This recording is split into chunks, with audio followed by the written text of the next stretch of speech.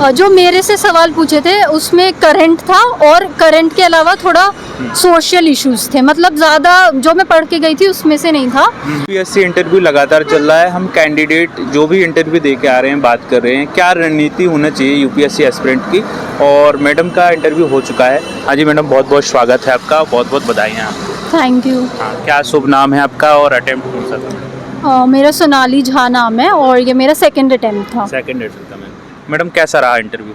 अच्छा था। अच्छा हाँ था। तो मॉक इंटरव्यू और रियल इंटरव्यू में क्या अंतर देखा है, कैसा लगा है यहाँ पे? हाँ, थोड़ा बहुत अंतर होता है पर इतना ज़्यादा भी नहीं था। जैसे हम वहाँ जाते हैं हल्का सा उससे ज़्यादा काम होता है, उससे थोड़ा पॉजिटिव वाइब्स आती है। वहाँ पे थोड़ा डरावना सा माहौल होता है, तो वैसा नहीं होता। बाकी जैसा मॉक होता है वैसा ही थोड़ा बहुत वैसा भी होता है। अच्छा। तो हाँ। कितने मिनट तक का लगभग हुआ इंटरव्यू आपका? मेरा 25 या 28 मिनट। अच्छा। क्या ऑप्शनल था मैडम आपका? मेरा PSIR पॉलिटिकल साइंस। सवाल जो पूछे गए कौन से पोर्शन से ज़्यादा पूछे गए? करंट का कितना रोल था, ऑप्शनल का क्या रोल? जो मेरे से सवाल पूछे थे उसमें करंट था और करंट के अलावा थोड़ा सोशल इश्यूज थे, मतलब ज़्यादा जो मैं पढ़ के गई थी उसमें से नहीं था।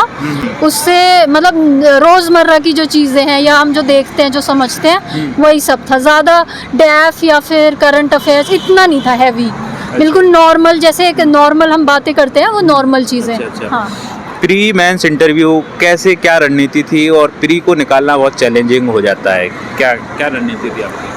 हाँ, प्री का तो क्योंकि चेंज होता मतलब हर साल अलग ही थोड़ा कुछ ट्रेंड्स आ जाते हैं, तो एज सच एक चीज़ नहीं कह सकते आप, जो क्योंकि मुझे भी अभी तक अच्छे से समझ नहीं आया है।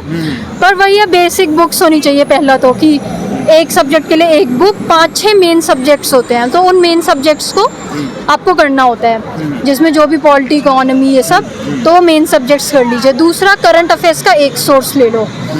ठीक है, पहले तो बेसिक बुक्स कर लो स्टैटिक, दूसरा करंट अफेयर्स के लिए एक सोर्स, कोई भी मंथली या ईयरली जो भी, और तीसरा PYQ सबसे ज़्यादा इंपॉर्टेंट है, जितना भी हो चाहे 10-20 या मैं तो कहूँगी अगर 15-20 साल के कर लो। और PYQ के नोट्स होते हैं कि PYQ के जो ऑप्शंस है उसके भी नोट्स बना लो। तो अगर ये 3 चीज़ें ढंग से कर लोगे, जिसमें से PYQ सबसे ज़्यादा, तो मुझे लगता है काफ़ी हद तक। और चौथी चीज़ कॉमन सेंस और कुछ लॉजिक्स होते हैं। जो PYQs करेंगे तो उससे आपको समझ आएगा कि कुछ लॉजिक्स हैं कि ऑल ऑफ दीज या फिर नेगेटिव नहीं होता ये सब। तो ये 4 चीज़ें अगर कर लेता है कोई तो ठीक रहता है। और हाँ, और मॉक टेस्ट से आपका ये सब टेस्ट होता रहेगा। तो इतना मेन यही है, अगर करते रहोगे इससे तो ज़्यादातर चांस हो जाता है प्री क्लियर। अच्छा। प्री में आपने कितने क्वेश्चन किए थे, पहली बार भी में, दूसरे बार में भी लगभग? जब पहली बार दिया था तो मेरा पेपर छूट ही गया था, क्योंकि उस बार जो मेरा फेल हो गई थी तो मैं रोई थी बाहर आके, क्योंकि मैंने सिर्फ 85 करे थे। तो हो सकता है किसी के लिए 85 भी अच्छे हो, पर मेरे लिए मेरे हिसाब से 90 मुझे करने होते हैं, 90 या फिर मतलब 92-93 इतने मुझे करती हूँ तो मेरे अच्छे नंबर आते हैं। तो मैंने 90 के अप्रॉक्स अगर आप करोगे तो ठीक रहेगा। और बाकी सबका अलग होता है, किसी के लिए शायद मेरे कुछ दोस्त हैं उनका 80 में भी अच्छा सिलेक्शन आ गया। तो पर मैंने 90 करे थे सवाल। हाँ। CSET के लिए कैसे तैयारी की? और CSET बहुत चैलेंजिंग CSET भी है, उसको निकाल पाना। हाँ, जो मेरा फर्स्ट प्रीलिम था उसमें CSET में ही मैं फेल हो गई थी। हाँ, तो CSET के लिए ये होता है कि बच्चे जो है ना बिल्कुल लास्ट के 3 महीने में करते हैं। मेरे हिसाब से 6 महीने में करने लग जाओ। मान लो अगर आप जून से तैयारी कर रहे हो तो सितंबर-अक्टूबर में एक CSET की कोई बेसिक बुक ले लो, बहुत सारी होती है मार्केट में। तो 3 पिलर्स होते हैं। रीडिंग कॉम्प्रिहेंशन के लिए ज़्यादा नहीं करना है कुछ, मेन होता है रीजनिंग भी बच्चों का ठीक ही होता है। तीसरी चीज़ होती है क्वांटिटेटिव। तो हमें ये करना है कि क्वांट हम अच्छे से कर ले, मतलब जो मैथ्स है।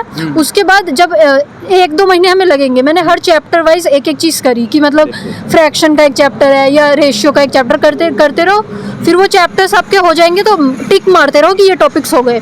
ऐसा करते करते 2-3 महीने में आपका बेसिक हो जाएगा। उसके बाद एक बार रीडिंग कॉम्प्रिहेंशन भी PYQs पे आओ, कोई कोचिंग का नहीं, PYQ के रीडिंग कॉम्प्रिहेंशन पे आओ।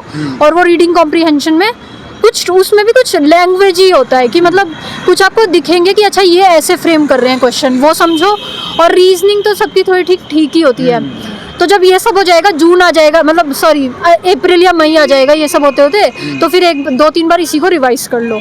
और थोड़ा कॉमन से, और उस टाइम बहुत गर्मी होती है तो ज़्यादा ज़रूरी है कि हम अपने आप को ठीक रखें, कि हमारा माइंड अगर स्टेबल रहेगा तो हाँ जी अच्छा। मीडियम का भी रोल होता है मैडम, ये प्री कर पाना मीडियम हिंदी मीडियम के लिए काफ़ी मुश्किल हो जाता है, तो आपका क्या मीडियम था?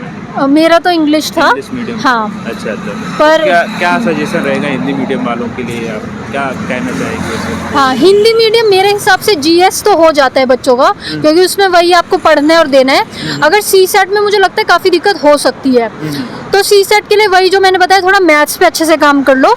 और 6 महीने पहले, मान लो अगर अभी तो जनवरी आ चुका है, अभी भी 5 महीने है, प्रीलिम्स मई लास्ट में है ना, 25 मई को, तो अभी से ही PYQs उठा के और सी सेट पे फोकस करो, क्योंकि अगर जीएस मेरे हिसाब से थोड़ा बहुत आप करोगे तो निकल भी जाता है, पर वो सी सेट नहीं निकलता है।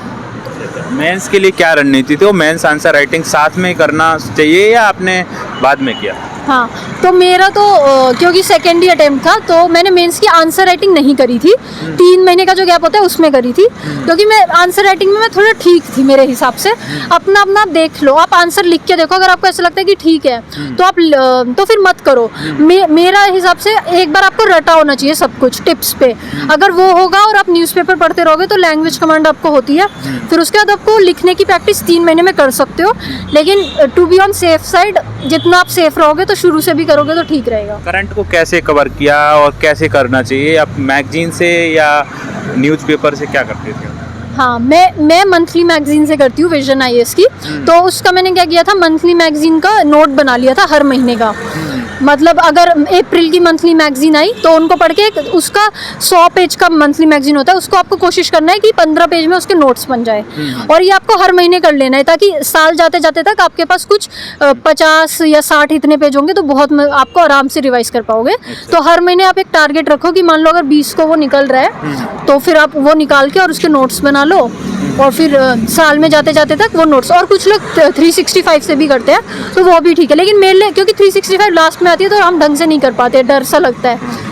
तो अगर आप हर महीने पढ़ के और उसके नोट्स बना के लास्ट में रिवाइज करो, वो बढ़िया है। अच्छा, नोट्स आपने जो ओवरऑल सभी सब्जेक्ट के बनाए थे कि उसी किताबों को के द्वारा पढ़ाई की है आपने? मैंने किताबों से करा है, मुझे नोट्स बनाना पसंद नहीं है, मैंने आज तक नहीं बनाए, तो मैंने बुक से ही पढ़ा था। और उसमें अंडरलाइंड थे मेरे, कि मतलब मान लो अगर मैं एक बार पढ़ गई तो फिर मैंने अंडरलाइन कर लिया, फिर तीसरी बार जब मैं पढ़ रही हूँ तो सिर्फ जो अंडरलाइन कर रखा है वो पढ़ लूँगी। तो मैंने नोट्स नहीं बनाए, पर बच्चे बनाते हैं, मेरे दोस्तों ने बहुत बनाए हैं। तो आपको अपना देखना है कि आपको किससे बढ़िया सही लगता है। अच्छा, मॉक कितने दिए थे? मॉक इंटरव्यू आपने कितने दिए? मेरा तो 15 दिन ही का प्रिपरेशन था, क्योंकि पहला दूसरा ही दिन है मेरा, तो मैंने 4 ही मॉक इंटरव्यूज, मैं ज़्यादा नहीं दे पाई, मेरे पास टाइम नहीं था। अच्छा। हाँ अच्छा, क्या मैसेज रहेगा सभी एस्पिरेंट के लिए जो तैयारी के दौरान UPSC की खासकर तैयारी करते हैं, उनके लिए क्या कहना चाहेंगे? हाँ, आप मेहनत करते रहिए और अपने पे भरोसा रखिए। जब तक आप कुछ नहीं बनेंगे तब तक कोई आप पे भरोसा नहीं करेगा। तो आप ये तो बाहर से बिल्कुल नहीं, आपको अंदर से स्ट्रांग रहना है कि हाँ मैं करूँगा। अपने आप को आप 100% समझिए कि मेरे में सारी कैपेबिलिटी है, और उसके साथ अपना काम करते रहो। मतलब इधर उधर की बातें, वीडियो देखना या एक्स्ट्रा चीज़ें जो होती है वो ना करके किताब लेके अपना पढ़ते रहो। तो अगर इस तरीके से करोगे तो हो जाता है। अच्छा, बोर्ड क्या था आपका? कौन सा बोर्ड था? मेरा संजय वर्मा सर बोर्ड।